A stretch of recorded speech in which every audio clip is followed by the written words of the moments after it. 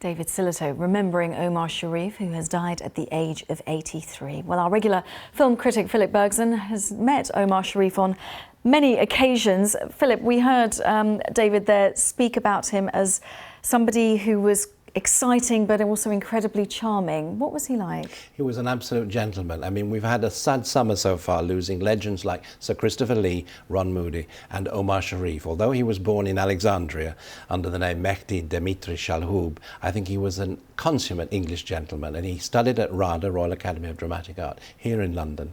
Although he was a film star, he married and converted to Islam in Egypt, and then that's how, I guess, David Lean found him. He gave him, I think, one of the greatest entrances in film history, this black speck in the distance in the desert, and it comes closer and closer. Took Peter O'Toole as Lawrence, and it's Omar Sharif playing a character called Sharif on a camel. It's fantastic. Then, of course, David Lean, another great English director, gave him Dr. Zhivago, and then he became a huge star in Hollywood. But Dr. Zhivago, he wasn't the first choice, was he, for Dr. Zhivago? I'm not sure about that, but David Lean always has an eye for the main thing, I think. Yes, of course.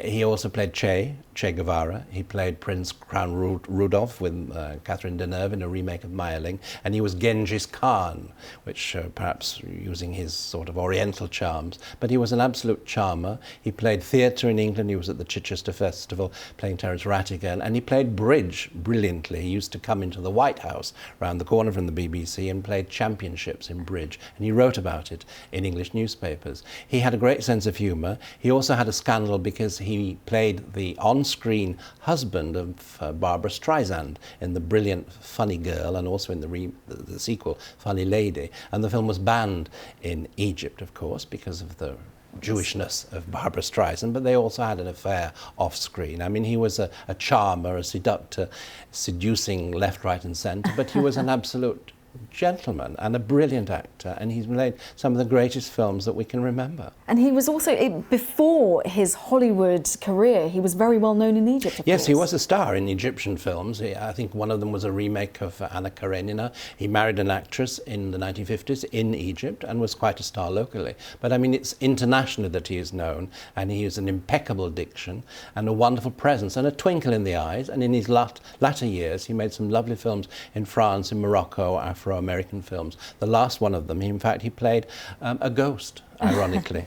Philip, you've interviewed him on many occasions. His passion seemed to be the cards rather than the filmmaking. He was much more interested in what was on the card, I think, than what was on the script. However, he could read any script and he could do any part. And he wrote very well. I think he was a very civilized person, and there are not many of those left in the film industry today. And he was an artist, and he was a star in every sense of the word. He was a great actor and a great personality, and I don't think anybody would have a bad word for him. He was an absolute charming person. Yes, and we will miss him. Philip, thank you very much for sharing your memories of Omar Sharif. Philip Bergson, our regular film critic, thank you very much. Of course, remembering Omar Sharif, who has died at the age of 83. Lots more, as always, on our website. And don't forget, if you want to get in touch with me and the team, I'm on Twitter at Kasha Madeira. But for now, as always, thank you very much for joining us, and we will see you very, very soon. Bye-bye for now.